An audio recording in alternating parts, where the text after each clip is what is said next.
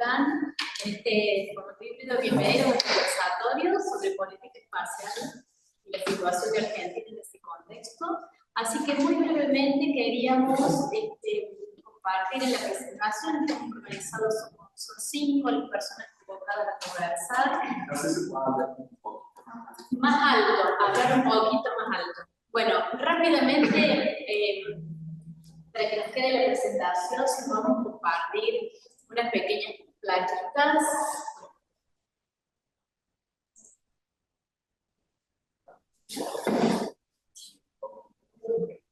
Sí.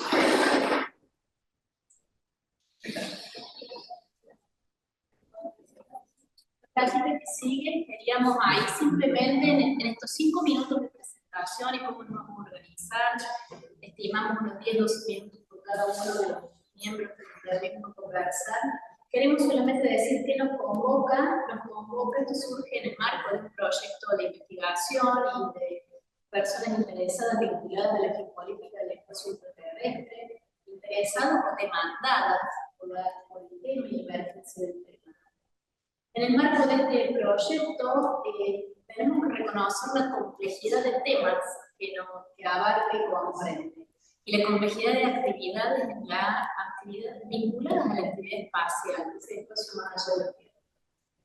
Para organizar un poquito la conversación, tenemos que entender que hay un sistema observacional de la Tierra que depende de una infraestructura que está instalada alrededor de, que orbita a lo que es el planeta Tierra, y hay otra gran dinámica de actividades vinculadas a la exploración del espacio profundo.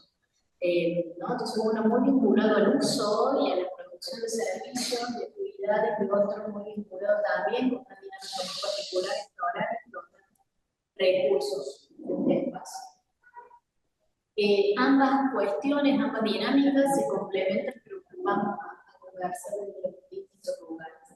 Quiere decir que hay múltiples dimensiones que comprende esto, principales proyectos globales que existen, acuerdos internacionales, misiones espaciales, donde juegan, hay tensiones y desafíos geopolíticos.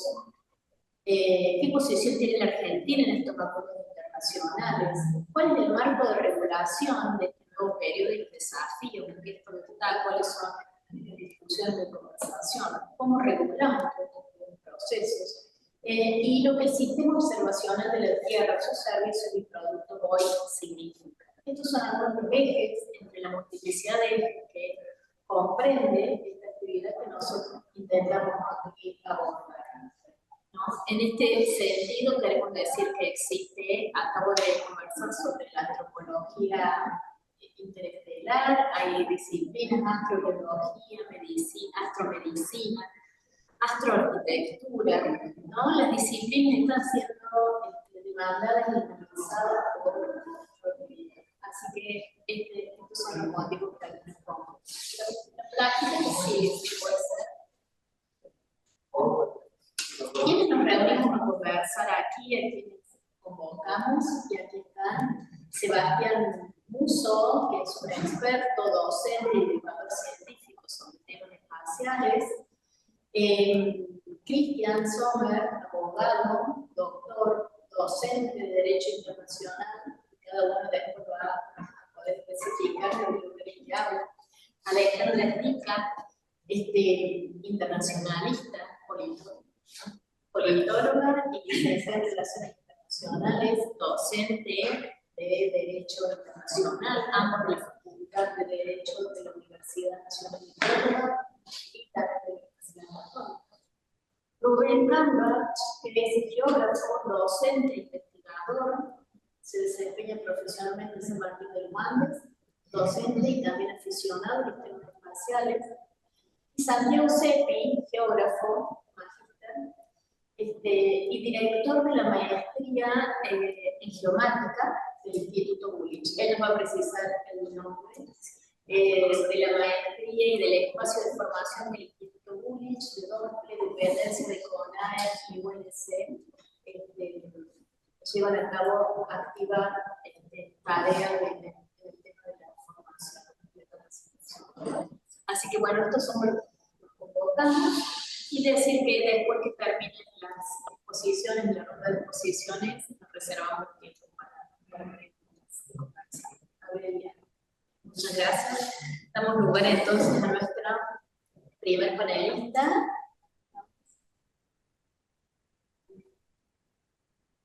Tenemos el honor de estar conectados.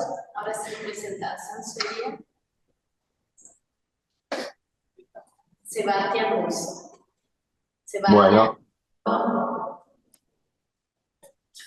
Bueno, buenos días a todos. Gracias por la invitación.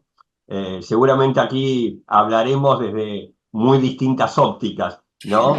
Un mismo tema, lo cual seguramente va a ser enriquecedor. A mí me toca, en primera instancia, contar un poquito, precisamente a grandes rasgos, qué es lo que nos convoca, que es el programa Artemisa, esta vuelta de los Estados Unidos a la Luna. Recordemos que el comienzo de esta, para mí, una de las más grandes aventuras tecnológicas de la historia, arranca en los 60 con el programa Mercury, luego el Gemini y luego el Apolo.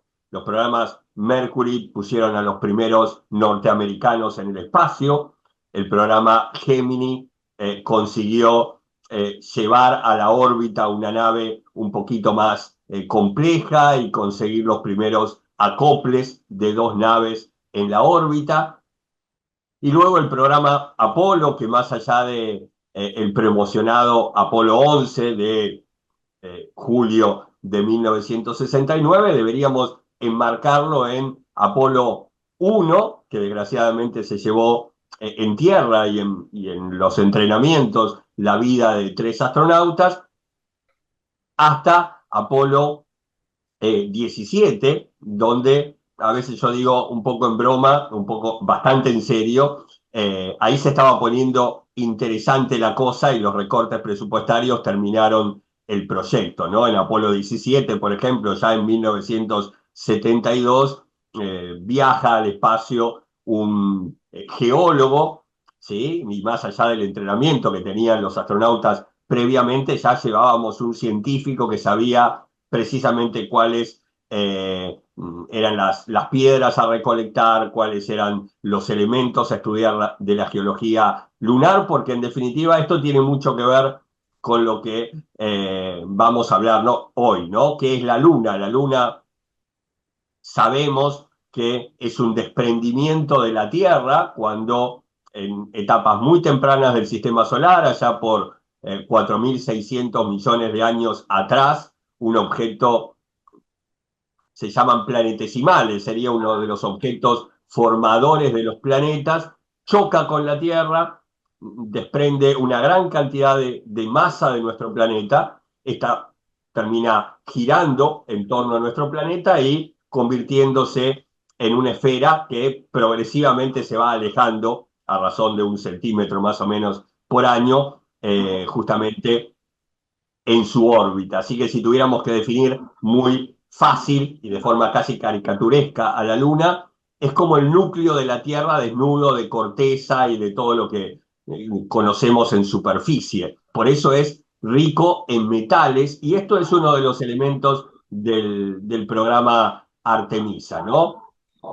Artemisa es, como dije, el intento de los Estados Unidos de volver luego de 52 años a la fecha, al menos, ¿no?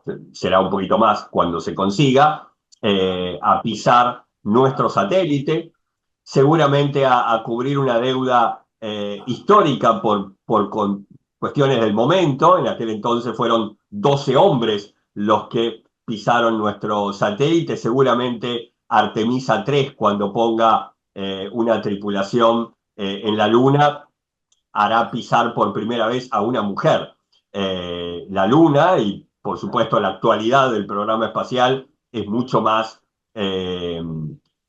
abarcativo, ¿sí?, que lo que era en sus comienzos, con astronautas que eran pilotos experimentales o pilotos de la Fuerza Aérea, y por supuesto todos hombres. Esto será un punto interesante. El otro es claramente la idea de ir a la Luna para quedarnos, para formar bases, para convertirlo en algo parecido a lo que hoy podríamos entender es el trabajo científico en la Antártida, con algunas salvedades. Artemisa piensa extraer recursos naturales de la Luna, todos estos minerales que seguramente son muy atractivos para los países que van a tener la capacidad de extraerlos. Esto es el punto controvertido, ¿no? Podríamos bien tomarlo de una forma positiva y decir serán esos recursos los que nos ayuden a seguir explorando y ir más allá, porque el programa Artemisa planea la Luna, Marte y los asteroides, ¿sí? Marte será una actividad muy costosa, ir hasta, por primera vez con seres humanos a otro planeta, que de hecho está no a los 300.000 o 400.000 kilómetros que está la Luna, sino a unos 100 millones de kilómetros en el momento que está más cerca. Y también a los asteroides, que es otra cosa extraña, porque incluso ya hay empresas privadas norteamericanas que los tienen catalogados no como los catalogamos en la ciencia, sino catalogados en el más redituable, el mejor en cuestión de costo-beneficio, al que le puedo sacar tal mineral, al que le puedo sacar tal otro. De alguna manera son minas girando en torno al Sol, ¿sí? Y ese es el programa Artemisa. Después tiene una parte muy interesante que es cuidar, salvaguardar los sitios de alunizaje, tanto de la Unión Soviética en su momento con las naves Lunik, como los Estados Unidos con su Sojourner y Apolo, convertirlos como en sitios arqueológicos, sitios históricos, como museos al aire libre. Y esa parte, desde luego, nadie puede estar en desacuerdo. Pero Estados Unidos, tratando de buscar justamente aunar voluntades, en el 2020 arranca con el Tratado Artemisa, invitando a países que se sumen a esta propuesta. Ya Estados Unidos Artemisa lo piensa con sus socios habituales, que son la Agencia Espacial Canadiense, que trabaja muy unida a la NASA, que es la Agencia Espacial de Bandera de los Estados Unidos. En el medio seguramente va a estar algún prestatario privado, empresas espaciales privadas, muy posiblemente SpaceX se encargue de algunas cosas, y por supuesto la Agencia Espacial Europea como el otro socio tecnológico importante. Pero a esos se han sumado en definitiva 36 países que digo hemos porque Argentina es uno de ellos, firmado, Argentina en el año 2023, el Tratado Artemisa, ese acuerdo de, bueno, apoyamos esta iniciativa. Es curioso que el mismo año lo firma la India, y es genial porque la India el año que viene se va a convertir en el cuarto país del mundo. Solo 4 países del mundo tienen, como digo a veces en broma, toda la cadenita completa, ¿no? Cohete que puede lanzar una nave que puede ir arriba de ese cohete a una órbita media o baja o alta, y astronautas propios que puedan subirse a esa nave, ¿sí? Eso solo lo pueden decir en este momento Estados Unidos, China y Rusia. Y se sumará la India el año que viene. Desde luego, alguno en la sala me dirá, pero Sebastián, te estás olvidando de los europeos. Los europeos lo hacen como una agencia continental, ¿sí? Por ahí viaja un astronauta, no sé, Samantha Cristoforetti, que es italiana, lo hace en una nave norteamericana o rusa, y en un cohete, ¿sí? Que puede ser norteamericano, europeo o ruso, ¿no? Entonces, digamos, no tienen toda la cadena independiente. Así que China va a ser, de esos 36 que firman, yo lo pondría como uno de los más importantes, porque si pensamos en esta nueva carrera espacial de Estados Unidos y sus aliados contra China, en esta idea de volver a la Luna y a ver quién llega primero a Marte. Probablemente ese sea el objetivo más importante en la actualidad. Bueno, los aliados importantes pueden ser Rusia para un lado y ahora India, que claramente se está aliando o asociando a esta parte del esfuerzo, ¿sí?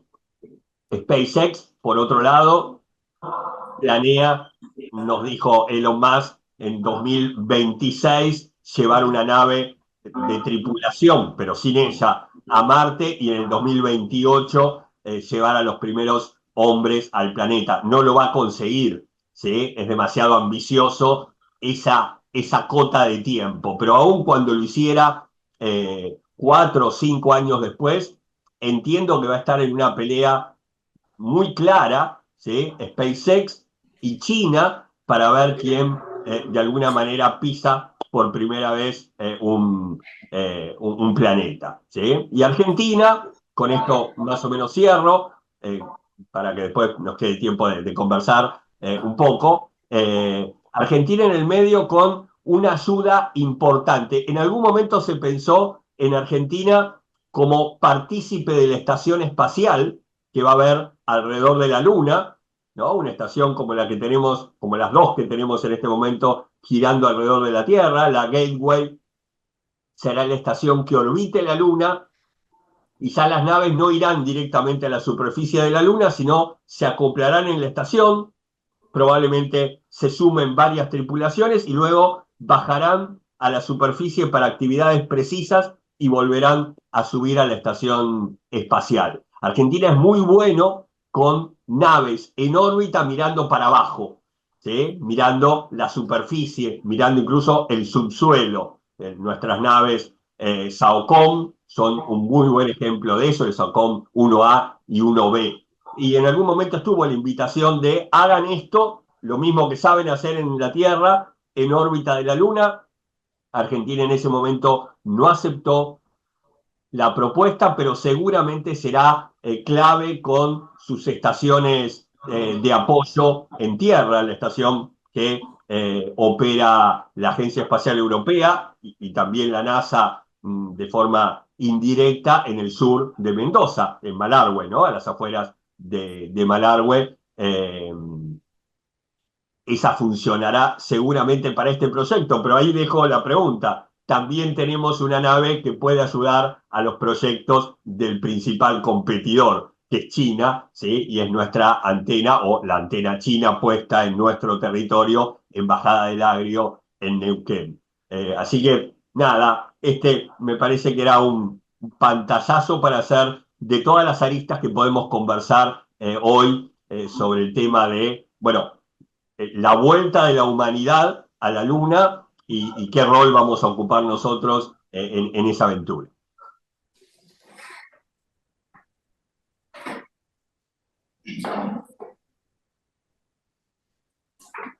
Muchísimas gracias, Sebastián. Muy amable. Pasamos a la siguiente exposición de personas. Sí, es el Bueno, muchas gracias, Sandra, por la invitación. No sé si me están escuchando. ¿Me escuchan bien? ¿Se escucha? ¿Para Naya? Sí, se escucha. No perfecto, pero se escucha. Bueno, voy a gritar un poco yo también en este marco de este panel quería efectuar algunas apreciaciones en complemento a lo que muy claramente Sebastián recién comentó sobre estos acuerdos de Artemisa o el acuerdo Artemis, también como se los conoce como un gran desafío que se presenta en el marco de la exploración extraterrestre, ¿no? de lo que existe. Anoté algunas referencias, seguramente también Alejandra complementará al respecto. Si bien existen desde una perspectiva jurídica, o sea, las obligaciones de los estados, recién Sebastián hablaba de un tratado, está un poco en discusión esto, si los acuerdos Artemis reúnen esa característica de tratados según el derecho internacional, ¿no? Y un poco de desarrollar más allá de incluso qué desafío, más allá que si se trata o no de un tratado, plantea para la comunidad internacional y también un cambio de visión o de paradigma de cómo las principales potencias van construyendo una nueva arquitectura de compromisos o obligaciones por fuera de la forma clásica de acuerdos que se generaban en el siglo XX. Para lo que hace a este desafío de la exploración del espacio extraterrestre, nosotros ya tenemos en la comunidad internacional una serie de instrumentos, ¿no? Mayoritariamente hay 4 o 5 instrumentos, pero 2 claves en lo que se refiere a esto que recién Arturo Musso hablaba, que es el Tratado sobre el Espacio del 67, y uno particular del 79 que se lo conoce como el Tratado de la Luna, ¿no? Que es el que menos acuerdos o ratificaciones ha tenido entre los estados, y que de alguna manera estos acuerdos Artemis vienen a ser una contracara o otra forma de entender ese tratado de la Luna. ¿Por qué? Porque la particularidad que tiene el artículo 11 del tratado que hablaba de que la exploración, eventualmente la explotación de los recursos de la Luna, solo podía ser en beneficio de la humanidad.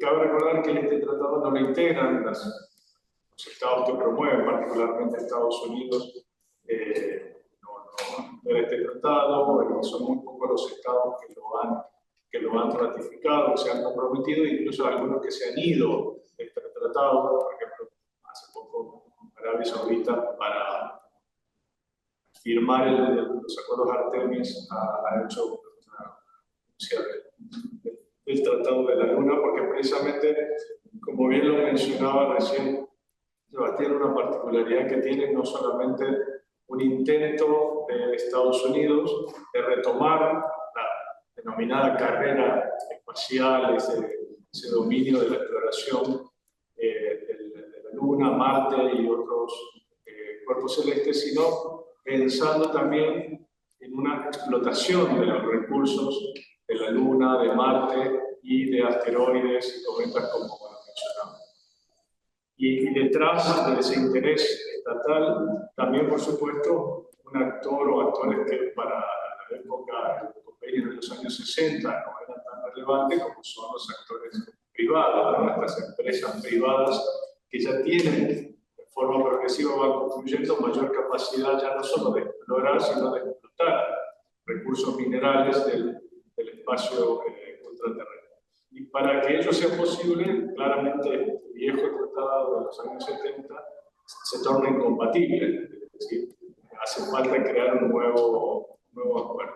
Estos acuerdos no se los entiende técnicamente como una norma jurídica entre los estados, sino uno de su contenido es un compromiso político. De hecho, su propio articulado habla del compromiso político para la implementación de una serie de principios que los estados que los han suscrito se comprometen para tener un objetivo común de exploración y de explotación eventual, aunque se aclara con un uso no de apropiación nacional de los recursos minerales de la Luna, sino en Marte, sino con fines que contribuyan a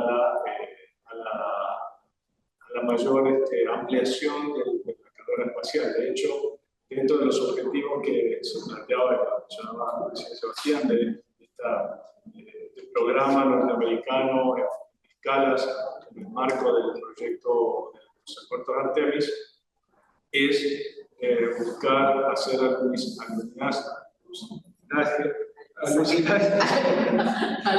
alunizaje en el polo sur de la Luna, que es donde se entiende, o bueno, se ha comprobado que existen reservorios líquidos de hidrógeno, si mal no recuerdo, que permitirían luego usarse como combustible, que es el mismo destino que también, y lo mencionó Alejandra, de los proyectos de China también de hacer foco en el polo sur de la Luna. Estos acuerdos, como bien se expresó, se empezaron a partir de octubre del 2020, primero con 4 o 5 estados y luego se fueron incorporando una decena de estados hasta el día de hoy, entre los que se encuentra Argentina, que firmó los acuerdos en julio del año pasado. Pero no es algo nuevo por parte de la política de los Estados Unidos en empezar a plantear acuerdos multinacionales con otras naciones para colaborar en ese proyecto. Ya en el año 2015, la presidencia Obama va a dictar una ley de uso comercial del espacio, así ya pensando en habilitar la explotación comercial de los espacios extraterrestres.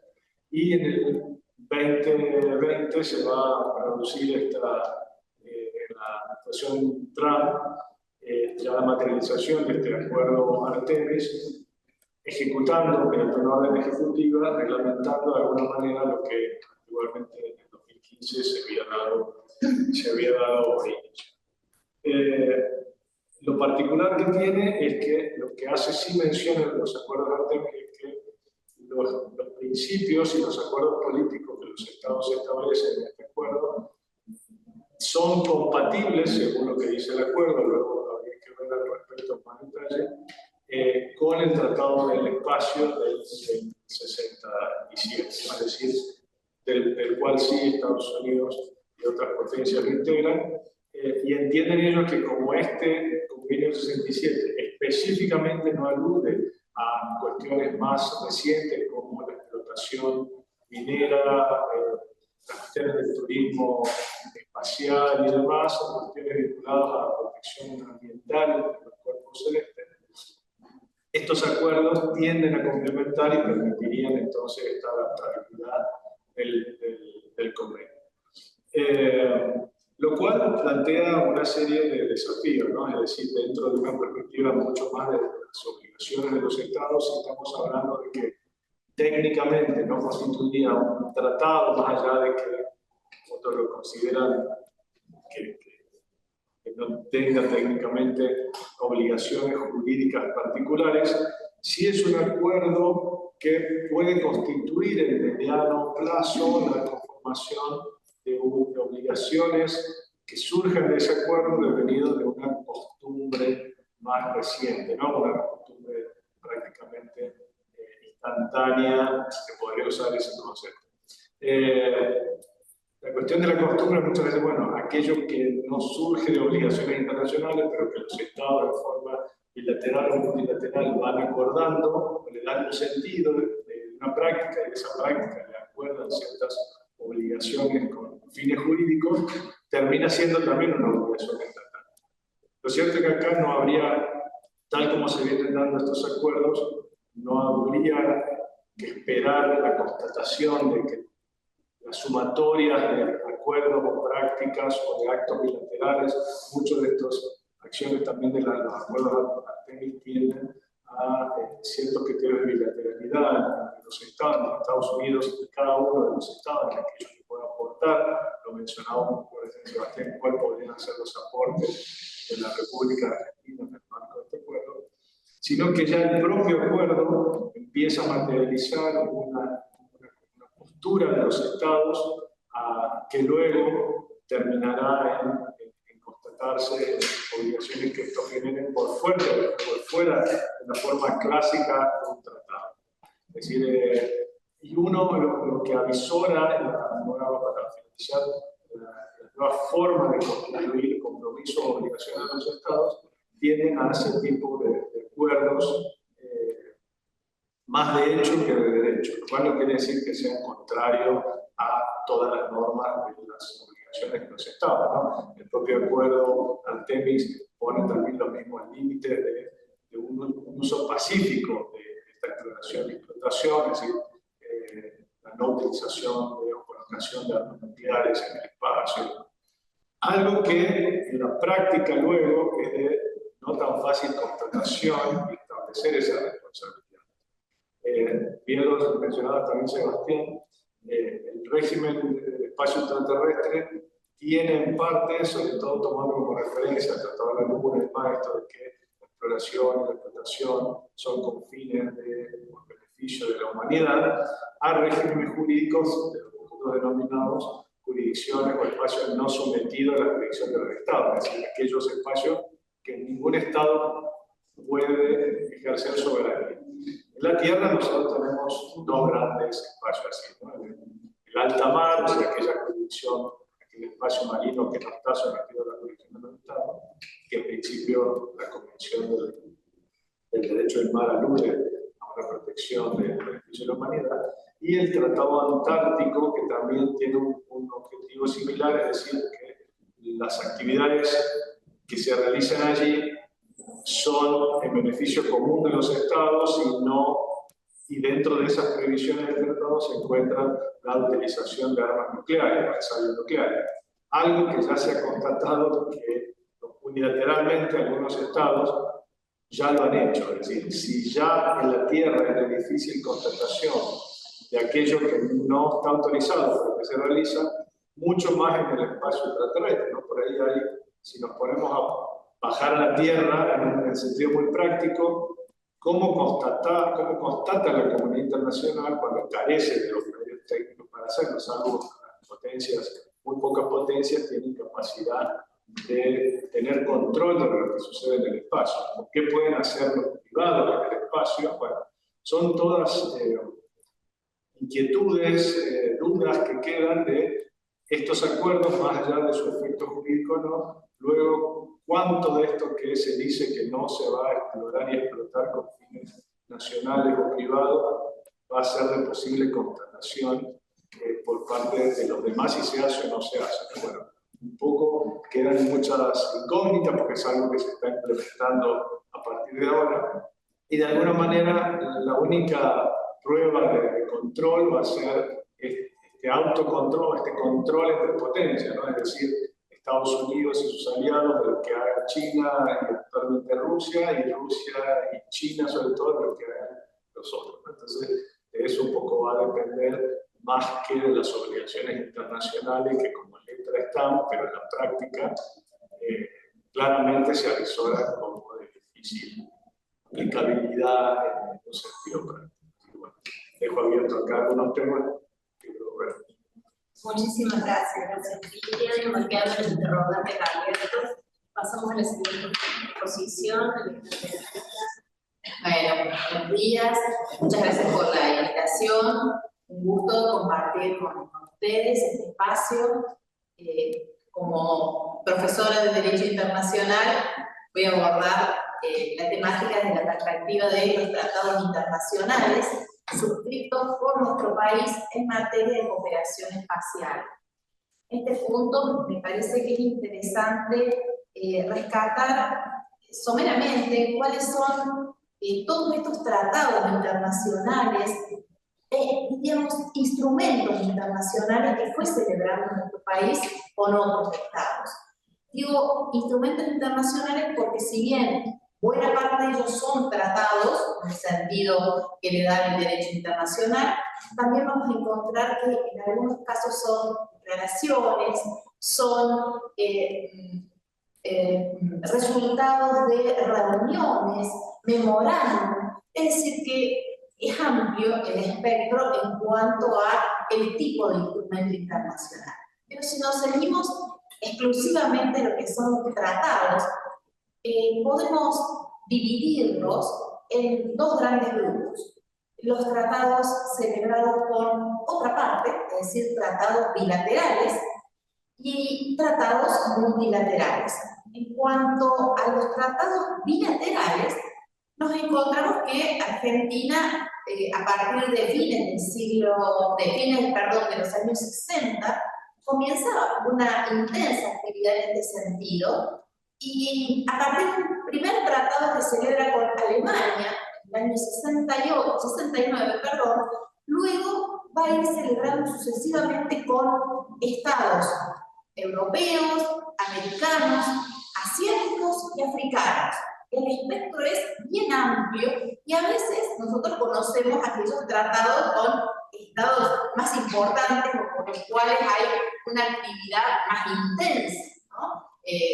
¿Quién no ha escuchado hablar de la cooperación con Italia, con Francia, con Estados Unidos, con China, pero, o con Rusia? Pero eso no se acaba, ¿sí? Sino que el abanico es bien variado. Y así tenemos una línea del tiempo consecutiva.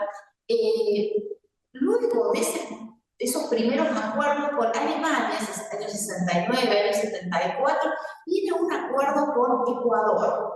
Y recién luego con la ex Unión Soviética, con Francia, con Estados Unidos, acuerdos que son luego prorrogados, que son luego complementados, es decir, que el origen, por ejemplo, de los acuerdos con Estados Unidos lo encontramos en 1996, pero eso se fue enriqueciendo y profundizando en la cooperación. Luego encontramos un acuerdo con Bélgica del año 1997, que recién entró en vigor 6-7 años después, con protocolos específicos. Esta también es una característica. Muchas veces el acuerdo marco principal que abre la vía a la cooperación tiene que ser implementado a través de acuerdos o protocolos específicos para determinada el abordaje de determinada problemática. Entonces, acuerdo marco más protocolos o enmiendas a los protocolos. También tenemos en el año 1992 acuerdo con Italia. Luego de estos acuerdos que fueron prorrogados en varias ocasiones, se vuelve a celebrar un nuevo acuerdo en el año 2019. Claro, los contextos internacionales, políticos, los sujetos involucrados, las temáticas son diferentes, entonces a veces requiere de esto, ¿no? Dar por terminados esos tratados originarios y celebrar uno nuevo y relanzar. Bueno, el relanzamiento de esta relación bilateral se da en el año 2019. En el año 2011, en la serie de tratados, siguiendo en la línea, año 2001 se celebra un protocolo con España, 2004 con Argelia, 2006 con Perú, con Ucrania, con Chile, acuerdo con Ecuador, otro acuerdo anterior a aquel originario de 1974, acuerdo con Colombia. En el año 2008 tenemos un convenio con un memorando de entendimiento con Sudáfrica, con Libia. Hace un ratito Sebastián mencionaba India. Bueno, también tenemos un convenio en materia de cooperación espacial con India del año 2009, que, bueno, generalmente los tratados bilaterales entran en vigor relativamente rápido. En este caso, llevó casi 10 años hasta que se produjo su entrada en vigor. Año 2012, con Venezuela, y ahí se dan una serie de convenios, bueno, el contexto político lo propiciaba. 2013 con Emiratos Árabes Unidos, con Azerbaiyán, y en el año 2014, y a partir de ese momento, en el marco de la Alianza Estratégica Integral que se genera entre nuestro país y China, se van a ir celebrando una serie de acuerdos internacionales con China, y fundamentalmente uno que es el que interesa, que refiere a la construcción, el establecimiento de operación de una estación de espacio lejano en la provincia de Neuquén, al cual Sebastián ha hecho referencia. Luego viene otro acuerdo posterior también con China, es decir, se van celebrando una serie de tratados en el marco de la cooperación, es decir, son una serie de acuerdos de cooperación que celebra nuestro país con China, superan la decena, bueno, algunos referidos a esta temática. Finalmente tenemos acuerdo de de cooperación con México. Es decir, lo que buscamos mostrar es que estas relaciones bilaterales no solo se dan en un sentido sino que tenemos con países americanos, con países europeos, con países africanos, asiáticos. Es amplio el espectro y también tenemos que mencionar acuerdos multilaterales como los que ya se han referido. Los básicos, los que sientan las bases del derecho espacial, al que el profesor Sommer ya ha citado, ¿no es cierto? El 63, el 67, el 68 sobre responsabilidad, el 72 sobre responsabilidad internacional. Este es uno de los convenios que requeriría, ¿no es cierto?, una revisión sobre responsabilidad internacional por daños causados por objetos espaciales, pero también se han celebrado algunos acuerdos que van más allá de esta relación y de sentar las bases del derecho espacial, como por ejemplo la declaración en el 2020 sobre la constitución de mecanismos regionales de cooperación en el ámbito espacial, luego los acuerdos Artemis, al que se ha hecho referencia, y finalmente en el año 2021, aún no está en vigor para Argentina, pero sí para el resto, es un convenio constitutivo de la Agencia Latinoamericana y Caribeña del Espacio. En síntesis, lo que buscamos mostrar es que Argentina, desde los primeros tiempos del desarrollo del derecho espacial, ha estado muy activa, ha entablado relaciones fuertes, no solo con aquellos países que tienen un importante desarrollo en la materia, sino que con otros, y como decíamos, en distintas latitudes. Así que, bueno, tenemos un futuro por delante, esperemos que continúe activo, que la cooperación es la base de este proceso. Así que, bueno, no más que esto, gracias. Muchas gracias, Ale.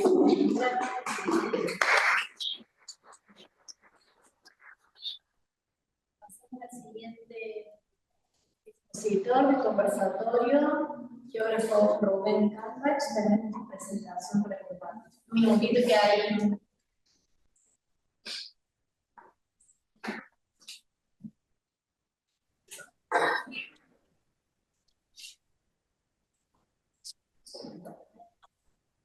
Hola, buen día, ¿me escuchan?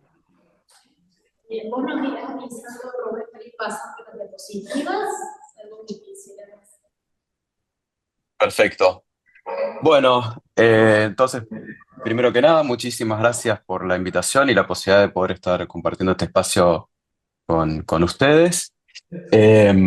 Mi idea es hablarles un poco del rol de las empresas privadas o el sector privado en la industria espacial, para lo cual vamos a hacer primero un breve repaso histórico para ponernos un poco en situación, así podemos pasar a la primera página. Bien, y hacemos un clic. Bueno, los comienzos de la era espacial, de la actividad espacial, que la podemos situar en los años 50, 60, 70, lo vamos a denominar como el Old Space, donde las empresas privadas relacionadas a la industria espacial empiezan a surgir de a poco, relevadas a un papel secundario, ¿no? Predomina el dominio estatal, principalmente las agencias espaciales, sobre todo de Estados Unidos y de la ex Unión Soviética, son las que dominan el tablero de juegos y las reglas, y empiezan a involucrar lentamente a empresas privadas, sobre todo como contratistas, ¿no? Limitados a ser simples contratistas para los gobiernos, para las agencias, desarrollando pequeños, medianos o mayores componentes y sistemas específicos bajo encargo. No sé si quieren seguir ahí con un clic más. Bien, y otro más. Y uno más, por favor. Bien. A partir de los años 80 y ya en la década de los 90 vamos a empezar a vislumbrar un proceso de expansión y diversificación, dado el desarrollo de nuevas tecnologías y también la apertura legal, pero sobre todo por algo que ya mencionó también Sebastián en su presentación, que sobre todo el gobierno de Estados Unidos, digamos, disminuye el presupuesto dedicado a la actividad espacial. Bueno, la Unión Soviética también está ya en declive, entonces eso le empieza a abrir el juego al sector privado que ingresa sobre todo en el sector de las telecomunicaciones satelitales, ¿no? En esa época es cuando empiezan las llamadas telefónicas por teléfonos satelitales, empieza a desarrollarse el GPS, que tan, digamos, a diario utilizamos hoy en día. Y bueno, obviamente acompañado por un proceso de desregulación en materia también legal. Empresas pioneras que podemos mencionar de esa época son Hughes Aircraft, que viene el desarrollo de aviones básicamente desde los años 30, que empieza a incursionar, por ejemplo, en la fabricación de satélites o de sonda, como la Galileo, que vemos ahí a la derecha. Motorola, que es una empresa que conocemos también del mundo de la telefonía móvil, pero que también venía de la fabricación de procesadores, microchips, pero también incursionó, digamos, en sistemas de telecomunicaciones por satélite con flotas y operación de flotas propias. Y pasamos a la siguiente filmina. A partir del año 2000, ¿no? Siglo XXI, empezamos a hablar del New Space o la era de los emprendedores privados en la industria espacial, donde el protagonismo lo empieza a tener justamente el sector privado, dejando relegado cada vez más a las agencias espaciales de los gobiernos, ¿no? Esto obviamente varía de país en país. Eh, no es lo mismo hablar de China que de Estados Unidos o Europa, Rusia, pero bueno, cuando hablamos sobre todo de la industria espacial, tenemos que centrarnos primordialmente en Estados Unidos, que es donde esto empieza a tomar justamente la delantera. Entonces empezamos a tener un rol cada vez más importante de startups, ¿no? De empresas pequeñas que empiezan a surgir, muchas de las cuales se quedan en el camino y no terminan de formarse, pero otras que son muy innovadoras, ¿no? Como Blue Origin, SpaceX, Virgin Galactic, son tres de las más grandes, que tienen además distintos rubros, ¿no? De servicios y digamos, de negocios y mercados, con subempresas y demás, o sea, ya son grandes conglomerados. Otras empresas como Maxar, Space Systems o Planet, etcétera, que empiezan a surgir y que empiezan a competir, ¿no? Eh, Hay cada vez más desarrollo de tecnologías, también en materia de salud, o sea, realmente el rubro o los rubros empiezan a ser cada vez más diversos, por ende empiezan a surgir cada vez más empresas especializadas en distintos tipos de soluciones, ¿no? Servicios. Eh, y muy importante, esto no sería posible sin las inversiones. Entonces, a partir del año 2000, algo clave que permite esto es la inversión del sector privado, ¿no? De grandes inversores de la bolsa, de los bancos, además de las inversiones que siempre estuvieron de parte de las agencias de los gobiernos, pero justamente lo que permite la democratización y la heterogeneidad de cada vez más actores privados es que aparecen los inversores privados. Y ya vamos a ver un poco más adelante realmente el rol preponderante que empiezan a ocupar. Bueno, la tendencia actual, ¿cuál es? Es que empezamos a tener, actual y hacia el futuro, ¿no? Un mayor protagonismo del sector privado cada vez más importante, ¿no? Ese sector va a continuar creciendo, diversificándose en cada vez más rubros, sigue impulsando la innovación y los costos se están reduciendo de manera significativa. Esto es muy importante. La colaboración pública-privada, si bien disminuye, no deja de existir y simplemente se va transformando, ¿sí? Por ejemplo, misiones de exploración a Marte o a la Luna, hoy son impensadas, imposibles sin justamente la cooperación pública-privada. Por eso, digamos, no desaparece, sigue estando, pero, digamos, cambian los objetivos, ¿bien? Tal es así que hoy ya hay empresas tan potentes, podríamos decir informalmente, como SpaceX, ¿no? Que prácticamente las podríamos comparar como si fueran agencias espaciales privadas, ¿no? Compitiendo en cuanto a servicios y operaciones con la NASA. más allá de que todavía se necesitan la una a la otra. Y obviamente se van abriendo nuevos mercados, empieza esto que estamos conociendo a través de Starlink, sobre todo en Argentina desde hace poco, el Internet, digamos, provisto a través de satélites, que es cada vez más barato y muy pronto va a pasar, digamos, lo que pasó en los sistemas de provisión de películas, ¿no? Cuando pasamos de los VHS a los DVD, desaparecieron los videoclubes y apareció el streaming. Algo similar va a pasar, digamos, en el mundo del Internet, donde va a desaparecer, digamos, va a aparecer, digamos, cada vez más las distintas empresas que ofrecen Internet satelital, porque pueden empezar a competir en precio con las empresas que ofrecen Internet a través de cable o la fibra óptica, ¿no? Hoy ya, digamos, están casi parejo a nivel de precio. Por eso el mercado se está expandiendo de manera acelerada y si bien conocemos habitualmente Starlink, hay otras empresas que están empezando a tocar terreno, una de las cuales, por ejemplo, pertenece a Amazon.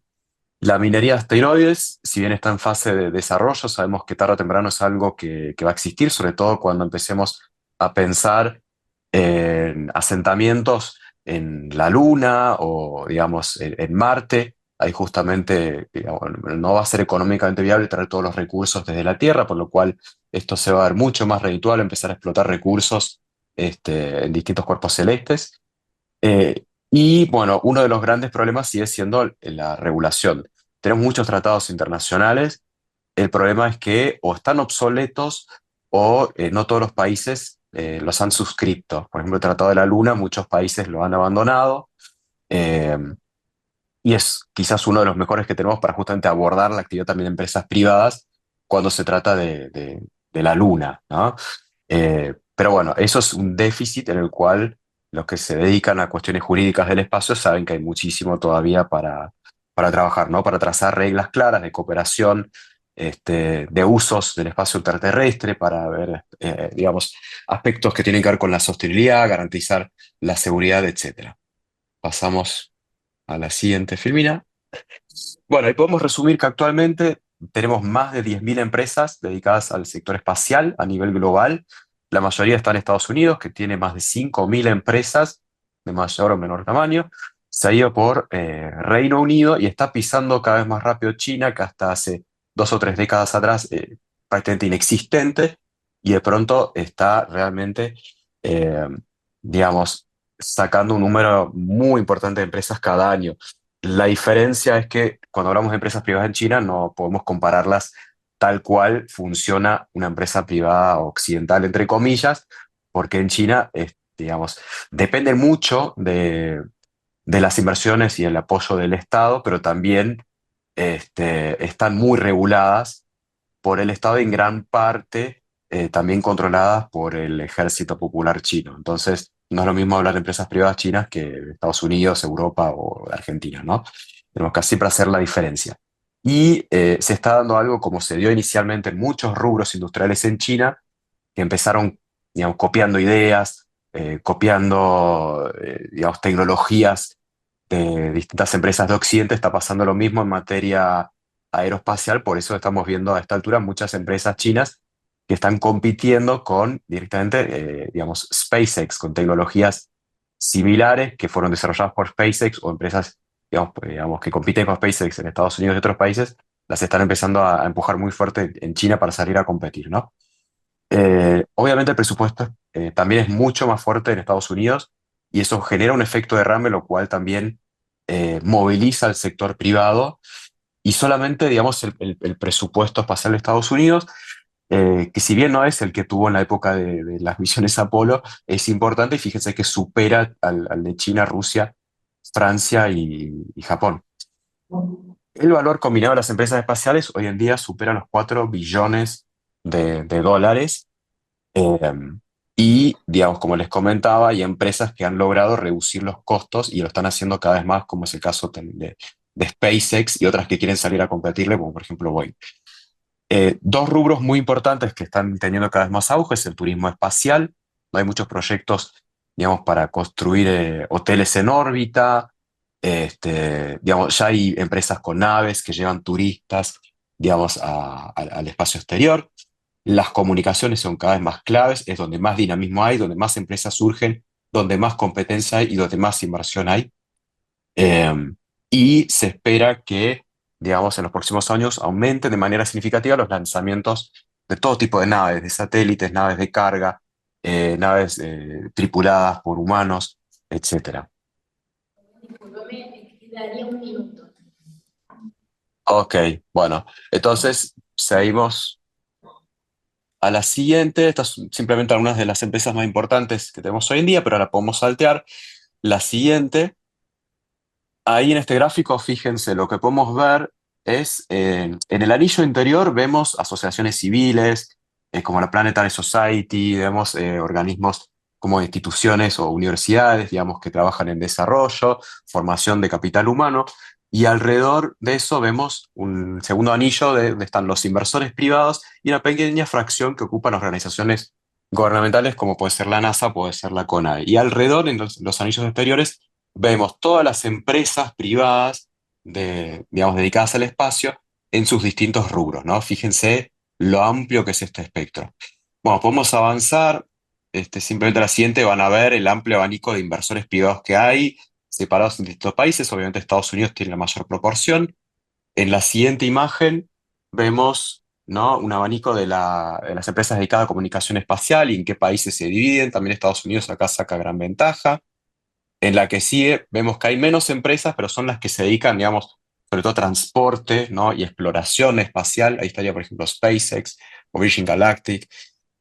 Seguimos y ahora sí, para terminar, vamos a hablar muy brevemente de cómo estamos en Argentina. Bueno, en Argentina han ido surgiendo muchísimas empresas, sobre todo, digamos, con el viento a favor que viene desde de Estados Unidos, Europa, pero también desde Asia. Eh, Empresas creadas por el Estado, como puede ser INVAP, que creo que todos la conocen, o Bain Sociedad Anónima, que es la que lleva adelante el desarrollo del Tronador 2. Y después tenemos startups como Tron Space, LIA Aerospace, Innova Space, etcétera, digamos, que intentan desarrollar o satélites o nanosatélites, microsatélites, o bien desarrollar lanzadores, o sea, cohetes para, digamos, llevar satélites de carga a órbita, ¿no? Tenemos un poco de todo. La mayoría son startups, muchas también se quedaron en el camino, estas que les muestro acá todavía existen. Algunas mudaron oficinas al exterior debido a la situación, digamos, económica y política del país. Pero bueno, es para que tengan por lo menos un panorama de que algo tenemos. Satellogic también es una de las más famosas, ¿sí?, que tiene satélites que se dedica, digamos, a vender imágenes de observación. Y vamos a la siguiente. Acá les presento un poco cuáles son los desafíos que tienen hoy las empresas privadas dedicadas al espacio en Argentina. Bueno, primero, dificultades para acceder al financiamiento a largo plazo, que es lo que necesitan para poder, digamos, llegar a la autonomía y, digamos, continuar por sus propios medios. La fuerte dependencia del Estado, lo cual les da poca autonomía justamente para operar. La carencia de infraestructura que tenemos para fabricar y para lanzar satélites en el país. Tenemos un mercado interno muy reducido, lo cual no hace redituable que las empresas funcionen simplemente con clientes argentinos y que en su mayoría tienen un enfoque más bien local y regional y no como la mayoría de las otras grandes empresas de otros países que tienen un enfoque más global, que buscan, digamos, mercados globales, ¿no? Y por supuesto la competencia internacional es muy fuerte. Y ahora sí, vamos a la última, donde hablamos de las oportunidades, ¿no? También tenemos aspectos positivos, y que es un capital humano fuertemente capacitado en justamente áreas claves para la industria espacial, como es la física, la ingeniería, la matemática, ¿no? Ahí somos fuertes. Se nos van también muchos, ¿no? Así que eso también es una cuestión de tener en cuenta. Y que podemos aprovechar un nicho del mercado espacial que justamente son los pequeños satélites y las aplicaciones relacionadas con agricultura y recursos naturales. Que ahí tenemos nuestra fortaleza y es algo que podemos llegar a aprovechar. Y que existe una amplia colaboración pública-privada con universidades, la CONAE, el Plan Nacional de Ciencia, Tecnología e Innovación, aunque ahí hace falta, obviamente, presupuesto a largo plazo, que es justamente una de las debilidades que les mencioné anteriormente. Y para terminar, bueno, que hay una demanda global de tecnología espacial, o sea, esto continúa, va a seguir creciendo, y que las empresas argentinas son generalmente tamaño reducido, lo cual las hace mucho más flexibles que otras empresas mucho más grandes, por ejemplo, de Estados Unidos o de Europa. Bien, y esto sería todo. Muchas gracias. Pasamos a la presentación de Santiago Seppi. geógrafo, el otro geógrafo de la mesa de conversación. Bueno, muchas gracias Silvana, muchas gracias también a todos los profesores que estuvieron aquí. Porque no me gusta hablar mucho, así que como queda poco tiempo, voy a aprovechar de esa capacidad de hablar sintéticamente. Pero bueno, me parece interesante hacer un par de reflexiones, ya que estamos en un Congreso Nacional de Estudios de Administración Pública, porque, bueno, yo además de trabajar particularmente en el sector aeroespacial, soy un agente de la Administración Pública Nacional. Y me parece que el contexto que estamos transitando actualmente, pero no solamente eso, sino a través de toda la historia de la CONAE, nosotros como parte del sistema público y el sistema de ciencia y tecnología nacional, nos sentimos un poco interpelados. Interpelados en algunas cuestiones, como por ejemplo, ¿qué es lo que tenemos que hacer? ¿Para qué está la CONAE? ¿Para qué está el ULICH? ¿Para qué se trata? ¿Qué tipo de desarrollo tenemos que hacer? ¿Para qué y para quiénes? Y eso es algo que yo mirándolo de adentro de la CONAE es algo que nos ha interpelado, o que nos debería haber interpelado desde el principio de la existencia del organismo. Para hacer un breve raconto, digamos, de la historia de CONAE. CONAE heredó, digamos, si bien fue creada en la gestión de Carlos Saúl Menem como un organismo civil, heredó una estructura de investigación propia del sector militar. Todo lo que era investigación aeroespacial y desarrollo durante muchas décadas estuvo bajo la órbita militar. De hecho, el centro espacial de CONAE, que es la sede más grande de CONAE, que está en Gabinete, en realidad, originalmente fueron instalaciones militares.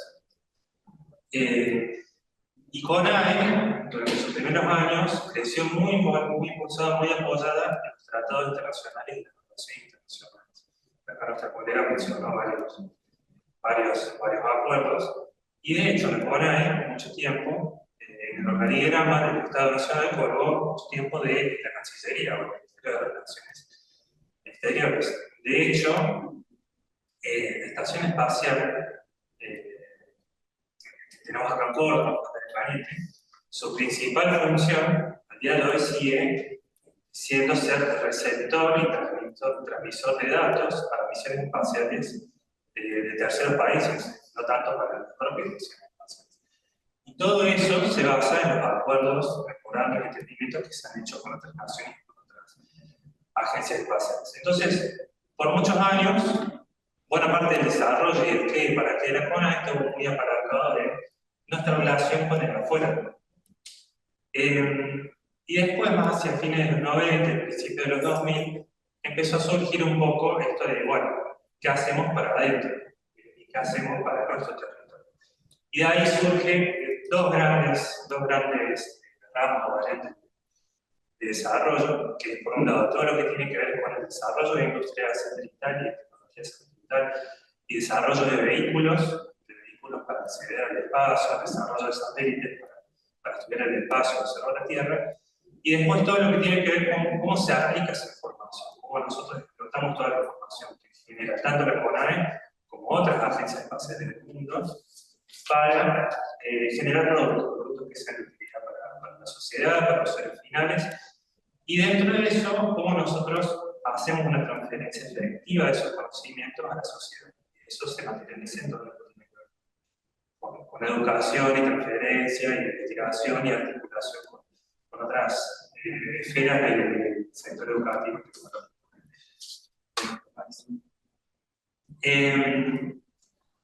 Y en la medida que esas dos ramas se fueron definiendo un poco más claramente a mi entender, la CONAE, al igual que toda la administración pública, fue pasando por distintas etapas de político, económico, social de nuestro país, y por mucho tiempo, por ejemplo, nosotros pertenecimos a lo que fue el Ministerio de Planificación, que fue un ministerio que abarcó un montón de secretarías que conocemos hoy en otras condiciones. Y recién en el 2018-2017 pasó a la órbita del Ministerio de Ciencia y Tecnología, que es, digamos, lo que uno pensaría que es la repartición como de madre más sentido. En el 2017-18 pasó a la órbita del Ministerio de Ciencia y Tecnología. Y actualmente nosotros colgamos en la Secretaría de Ciencia y Tecnología, de la jefatura de gabinete. Entonces, en cierto sentido, yo tengo la sensación de que nos da adentro que nunca nos hemos interpelado realmente. Hemos crecido mucho, pero somos como una especie como de niño grande que fue capaz de lanzar satélites, que es capaz de desarrollar proyectos de investigación en gran envergadura y desarrollo como nosotros Transportador 2, que desarrollar un vehículo propio para lanzar nuestros satélites, y también tener una plataforma, una base para poder lanzar estos vehículos sin tener que recurrir a tecnología extranjera. Hemos desarrollado un Calimbar, principalmente misiones como los satélites de aplicación científica, los SAC, SAC-C, SAC-B, SAC-A, SAOCON, que es el satélite argentino de observación de microondas, Sabiamar, que es la próxima misión que se va a lanzar en los próximos años. Y obviamente cada uno que ocupa su lugar y su rol en el CONAE se ha especializado un poco en su nicho. Y nos pasa un poco, rescata un poco lo de la charla que vino desde el conversatorio, de que nos falta hacer un ejercicio igual que muchas reparticiones públicas de comunicación interna y de preguntarnos realmente para qué estamos, para qué. Y eso, yo ahora voy a ir un poquito más a lo particular, que yo me dedico particularmente, cruza, interpela mucho lo que tiene que ver todo con la transferencia de conocimiento. Yo formo parte de un instituto que es la dependencia de la CONAE y la Universidad Nacional de Córdoba, que es el Instituto de Estudios Espaciales Mario Bullrich. Es un instituto que se fundó en el año 1997. ¿Bien? Y se apalancó durante por lo menos 15 años en la existencia de misiones espaciales satelitales, de imágenes satelitales producidas por otras agencias. Por la ESA, por la NASA, por ISRO, la Agencia Espacial India, por China, y otras agencias más, y la Agencia Espacial Canadiense. Y por mucho tiempo, digamos, yo creo que un poco porque era lo que había y eran los recursos para lo que se podía hacer, el Bullrich se abocó a desarrollar aplicaciones a partir de información satelital. Y tanto énfasis se puso en ese desarrollo que en el 2009 creó la primera maestría, una de las primeras maestrías abocadas al uso de explotación de información espacial, que fue la maestría en aplicaciones espaciales de alerta y respuesta en plan de emergencias, que inauguró en el 2009. Esa maestría actualmente ya tiene 100 egresados, hoy fue el egreso número 100, hace un par de minutos. Yo mismo usé esa maestría, entonces toda esa maestría.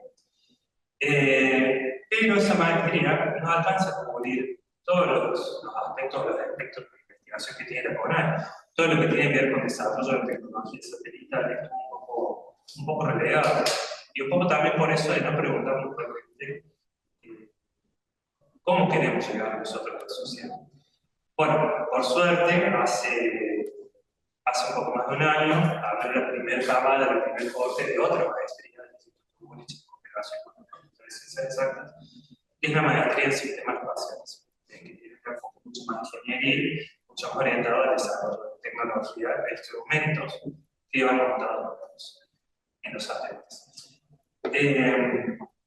Un poco, digamos, la idea de estas maestrías es tener una proyección no solo a nivel nacional, sino también a nivel regional. De hecho, si uno mira la matrícula anual de nuestra maestría más vieja, siempre hemos tenido una proporción de entre un 25 y 30% de alumnos extranjeros. Y para nosotros esto de la internacionalización es muy importante, es fundamental. Nosotros, digamos, en materia de aplicaciones y desarrollo de productos satelitales, hemos sido una especie de palanca para realizar el desarrollo y la transferencia de conocimiento a agentes de otras agencias espaciales, de otros organismos de otros países. Y por dar algunos ejemplos, hemos tenido muy buena experiencia con Perú, con Ecuador, con El Salvador, con Cuba, con Venezuela. Y un poco lo que queremos tratar de reproducir es lo mismo ahora, pero para lo que tiene que ver con todo el sector espacial. Y también un poco nuestra misión es, Bullrich, de ser un centro de excelencia en formación en todos los niveles. Entonces, así como yo les conté que hice maestría, por ejemplo, también hay un montón de cursos que son más para profesionales que no necesariamente quieren hacer una carrera, que son de tipo técnico, y tenemos un doctorado también. Nosotros en 2019 iniciamos con el doctorado en geomática en sistemas espaciales, y bueno, yo de hecho hice ese doctorado porque hace mucho tiempo. Y también al doctorado le pasa un poco lo mismo que a la maestría. Casi todas las tesis, si uno mira, que se realizan bajo el doctorado, están orientadas a las aplicaciones. Y creo que nosotros tenemos que preguntarnos si realmente queremos dar más énfasis a las aplicaciones o queremos propiciar también el acercamiento con otras disciplinas, con la ingeniería, con las ciencias básicas, con el desarrollo de instrumentos y de tecnología para acceder al espacio. Y por último, además de esto, interpelarnos hacia qué áreas queremos enfocarnos, y que es algo que tiene que ver mucho con la comunicación interna del organismo. También está el tema del sector privado, de lo que habló Rubén en su presentación anterior. Y yo diría que en Argentina, en cuanto a estadio de evolución del sector privado, estamos en algo parecido a lo que él contó como el All Space. Todavía el día de hoy, el principal traccionador de los desarrollos espaciales en Argentina es el sector espacial. El mercado, digamos, privado a nivel local es muy chiquito, y es un rubro realmente complicado, sobre todo en la inicio. Entonces yo creo que los jóvenes tienen que tener un rol de facilitador y formar una red de empresas, con poquitas empresas públicas, para facilitar su desarrollo. También porque nosotros tenemos que asumir que somos 300 más o menos, pero somos un organismo chico. No podemos dar abasto para cubrir todo el espectro de aplicaciones, tanto de sistemas espaciales como de información espacial. Y necesariamente tenemos que delegar el desarrollo de algunas áreas estratégicas en el sector privado. PEM, que es Vehículos Espaciales Nueva Generación, que es una de las empresas que mencionó Rubén, es una de las empresas del sector privado más grande, pero en realidad el 99% de PEM está controlado por nosotros.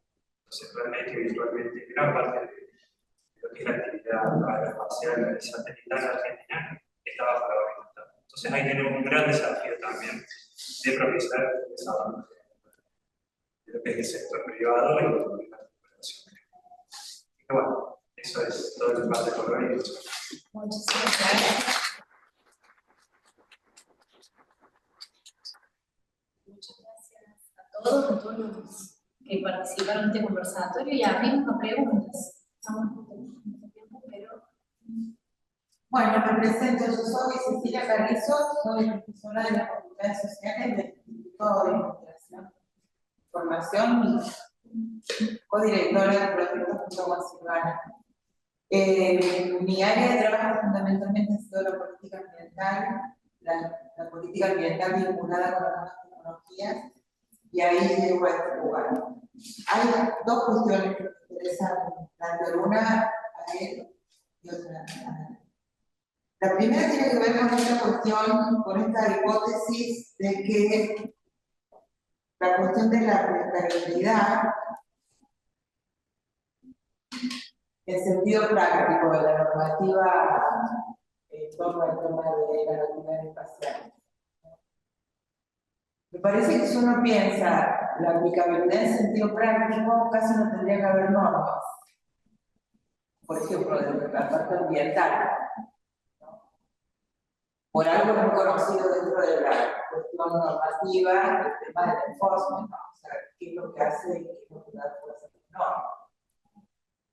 Y en ese sentido me parece que hay como etapas de construcción de normas a nivel internacional que lamentablemente han partido de situaciones muy lamentables, como eran las pruebas nucleares en el espacio, en la atmósfera superior, que generó el primer tratado de regulación de las pruebas nucleares en el mundo, y que adhirieron todos, porque se llegó en 1963 a ser muy consciente de que era un peligro absoluto para la vida del planeta, y la siguieron firmando y la siguen sosteniendo, ¿no? Y después me parece también muy interesante, por ejemplo, que no solamente se regula la actividad, sino que se regulan las consecuencias de la actividad y los sistemas de riesgo que genera la actividad. Entonces, por ejemplo, a partir de la explosión y el reingreso a la atmósfera del Apolo, no del Apolo, del Cosmos, el satélite ruso que tenía materiales nucleares, o sea, el nivel de regulación que se ha hecho para los mecanismos de seguridad, para la disminución de riesgo de objetos que porten material nuclear, es muy importante y sirve hasta hoy, a pesar de que eso es de 1978, ¿no? O sea, son herramientas de lo que sería una normativa multilateral e internacional que ponen un freno a la irresponsabilidad con conocimiento o sin conocimiento, y por eso es muy importante pensar la normatividad para los riesgos. Bueno, sin contar con todo el tema de los seguros y todas esas cuestiones, que también es importantísimo avanzar, porque el reingreso del material que está dando vuelta es muy grave. En relación a la intervención, quería preguntarte una cuestión que está así como muy en Córdoba, que tiene que ver con los incendios, ¿no?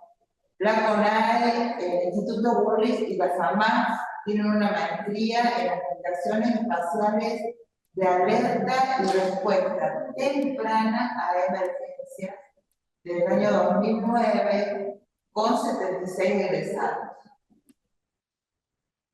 Han participado activamente en la conformación de un sistema de emergencias a nivel nacional para atender a las emergencias, que supuestamente funciona las 24 horas, los 365 días del año, informando con una metodología que se llama sensores MODIS, que esos sensores MODIS precisan focos de calor sobre los territorios.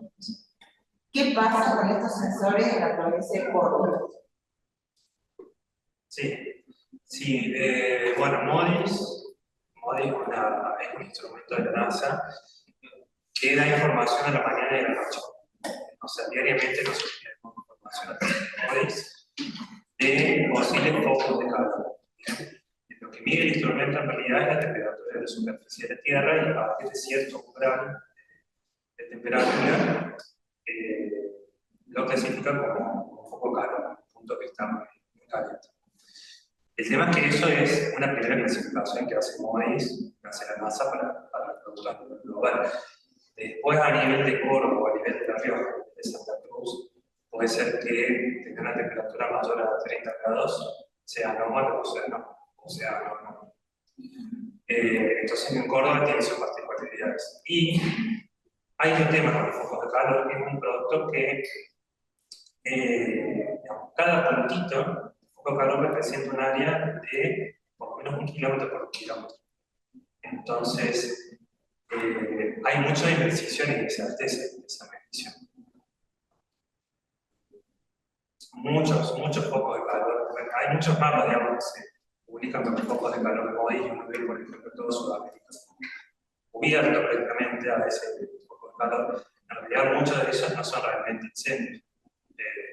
Y también por una cuestión de escala y de representación, parece que fueran un montón. Tal vez uno se sube y otro un poco más espaciados. Entonces, el foco de calor sí sirve para despertar una alarma, pero no necesariamente implica que sea un incendio que esté ocurriendo. Incendios hay. Y además, si un incendio, por ejemplo, el satélite adquiere la mañana más o menos, supongamos que adquiere a las 7:30 de la mañana. Si el incendio empieza a las 8 de la mañana y a las 12 del mediodía todavía no pasa el tamaño de unas pocas hectáreas, probablemente la segunda pasada no lo llegue a detectar. Y a la noche, cuando ya lo detecto, ya es tarde. El incendio ya se expande totalmente. Más si tenemos viento, como lo que tuvimos hace 13 semanas, que unos incendios en la zona de la reserva de la galera, digamos, de la autopista y la galera, bueno, que visto estos fertilizantes. Entonces, esos productos, digamos, sirven para acceder a alarmas, pero estamos muy condicionados con las condiciones meteorológicas del día y con la velocidad con la que se expande el fuego. Y lamentablemente no hay instrumentos que tengan la capacidad de MODIS de medir toda la superficie, porque MODIS o habita toda la superficie y rodea prácticamente toda la superficie del planeta, de manera continua. Sería, entonces, eso pasa, yo creo, por ejemplo, en Córdoba y en muchas otras provincias, de que no es posible lograr tener un producto satelital que nos permita medir justo en el momento que está empezando el incendio y con la resolución adecuada. Entonces, Eso no sirve. Sí, sirve para pequeños, pero no para... no sirve quizá para detener el incendio, pero para alerta temprana sí, para que se pongan atención en este foco de calor. Sí, sí, sí. No dije que no sirve. No tiene precisión. Claro, dije que no tiene Porque no precisión. tiene precisión, que pasaba 2 veces al día, que se encendía a las 7 de la mañana. O sea, no es lo de radio, lo que se para comprar, que es 1 kilómetro, que es preciso. O sea, toda la enumeración que hiciste fue para decir, este móvil no sirve para la temprana. Puede servir para tener una idea general de la temperatura y a qué hora o qué día pueden sembrar los agricultores que quieren sembrar una temperatura X en el terreno, pero no para identificar un diseño. No, quizá no me entendiste. Yo dije que no sirve para hacer un monitoreo real, una cuantificación real del incendio que se está produciendo. Sí, es muy útil para llevar alerta a muy corto plazo. O sea, si se ve una concentración de foco de calor a las 7 de la mañana, es anómalo para el comportamiento histórico de esa zona. Entonces, eso sí sirve para llevar una alerta de la sí que sirve. Lo que no podemos, digamos, un satélite que mide con un píxel de 1 kilómetro de resolución, saber cuál es la extensión real o el alcance real de ese fenómeno que está pasando. Sí, y ahí viene, digamos, la parte de interpretación que puede hacer la agencia electoral.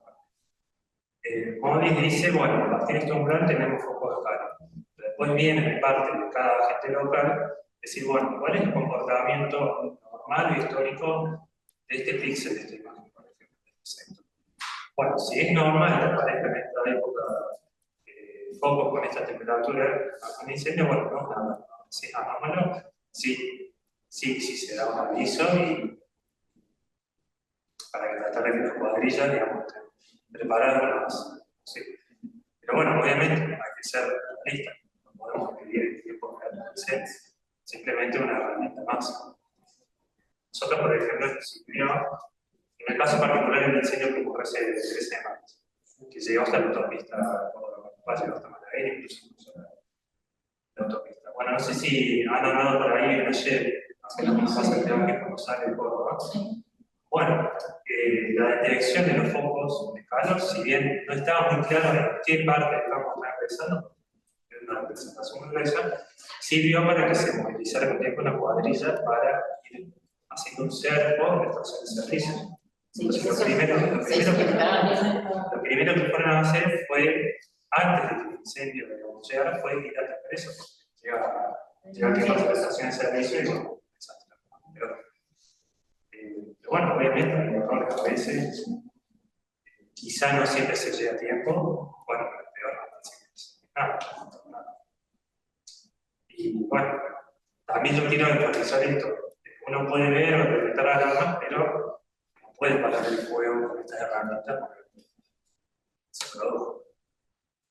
Claro. Bueno, y después también, claro, debe depender también mucho de la comunicación con el operador local, porque vos podés pasar la información, pero si quien debe actuar en el terreno no lo hace con inminencia, sí, forma que, claro. Es toda una cadena donde hay un montón de Yo le pido disculpas, no voy a tomar a Cristiana que responda lo que había preguntado, porque se tiene que retirar a tomar exámenes. Así que. No, muy breve. En realidad, a ver, los sistemas, las normas internacionales lo que permiten es una mejor previsibilidad sobre el comportamiento bilateral de los estados.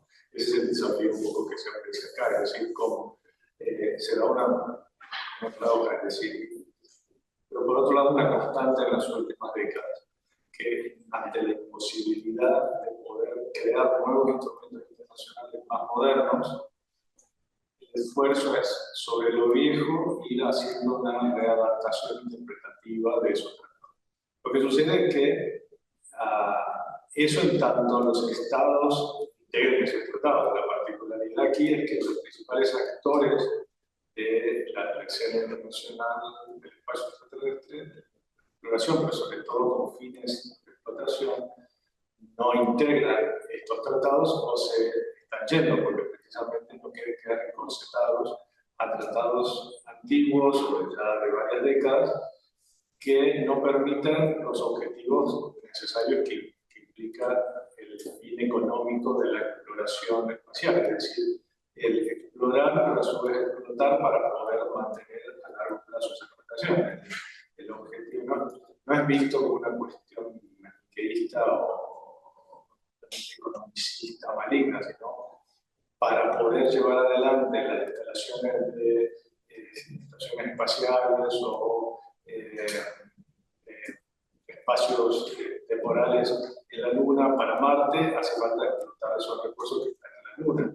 Y los instrumentos actuales no lo permiten. Entonces, lo que hace la conveniente es, por el lado de Estados Unidos, que al menos hace un convenio. China no ha hecho un convenio con otros países para hacer lo mismo.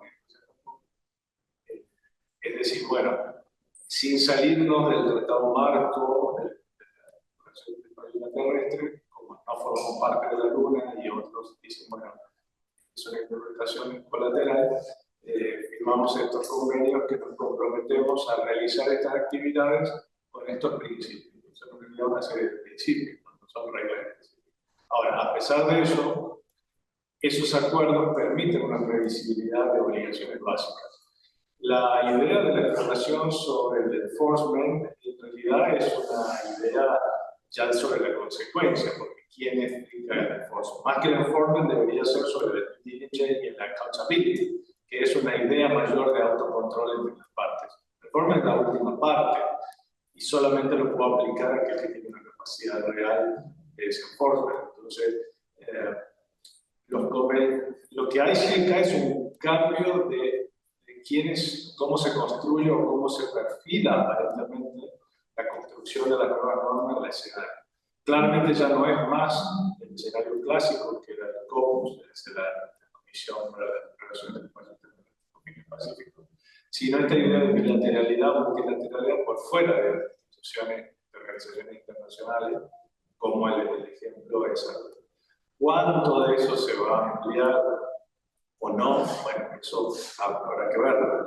Lo que plantea es un desafío, es decir, la construcción de acuerdos por fuera de las reglas políticas del derecho internacional, que no quiere decir que sean violatorias del derecho internacional, sino en paralelo, porque los actores que lo conforman no forman parte de esos tratados. No está prohibido que se puedan generar otros acuerdos por fuera de esos tratados. Ese es el desafío. Ahora, entiendo que más allá de eso, como mencionaba recién, bueno, los efectos que se producen por daños, etcétera, etcétera. Bueno, para esos convenios sí hay otros convenios que lo regulan. Lo que aquí se está viendo no es tanto las consecuencias de los daños en la órbita terrestre, como consecuencia de la colocación de objetos satélites y demás en la órbita terrestre, que están regulados para ese tipo de daños en la órbita, sino qué pasaría con los daños y consecuencias en la Luna y en Marte, que es algo que todavía no existe. Y muy posiblemente allí sí se logren algunos acuerdos, pero vaya a saber uno si en 20 años eso se va a seguir haciendo en el seno de organizaciones internacionales o se está haciendo ahora. Perdón por la respuesta corta, si ya me cuesta trabajo, pero tengo que ver. Nos vemos, saludo. Sí, la única importante es el chat y en el aula. Muchas gracias.